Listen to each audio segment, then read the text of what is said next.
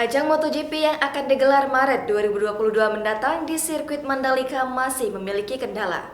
Dalam rapat sinkronisasi pada Selasa 11 Januari 2022 lalu yang berlangsung tertutup, Komandan Lapangan MotoGP Mandalika 2022 Hadi Cahyanto membahas mengenai 9 isu besar terkait MotoGP Mandalika 2022, seperti infrastruktur, akomodasi, hingga sengketa lahan yang masih belum selesai.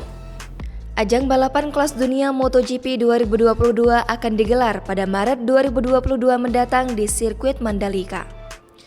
Namun, sejumlah hal masih menjadi pembahasan, antara lain masalah akomodasi kamar hotel yang hingga kini hanya tersedia 16.000 kamar serta sengketa lahan di kawasan sirkuit Mandalika yang belum tuntas.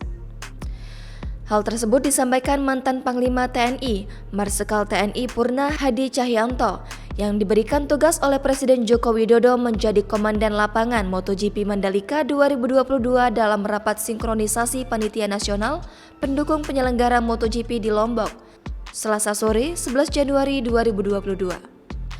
Rapat itu juga dihadiri oleh Menteri Pariwisata dan Ekonomi Kreatif, Kepala Badan Ekonomi Kreatif Sandiaga Uno, Gubernur NTB Zulkifli Mansyah, kemudian Danrem 162 Wirabakti, lalu Rudi Irham Srigede, Kapolda NTB Irjen Pol Joko Purwanto, dan sejumlah menteri yang hadir secara daring.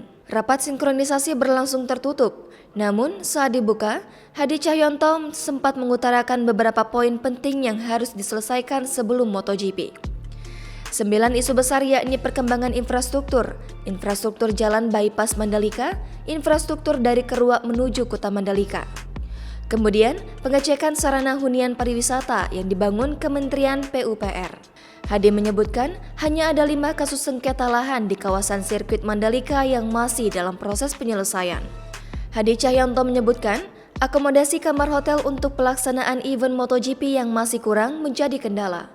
Pantauan Kompas.com di lokasi, warga masih berada dan bertahan di lahan kawasan sirkuit.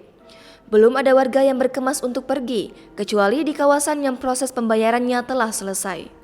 Sementara 11 pemilik lahan di Dusun Bunut dan Ujung Lauk masih memperjuangkan haknya melalui Satgas bentukan Gubernur Nusa Tenggara Barat yang diurus langsung oleh Bakes Bangpol NTB.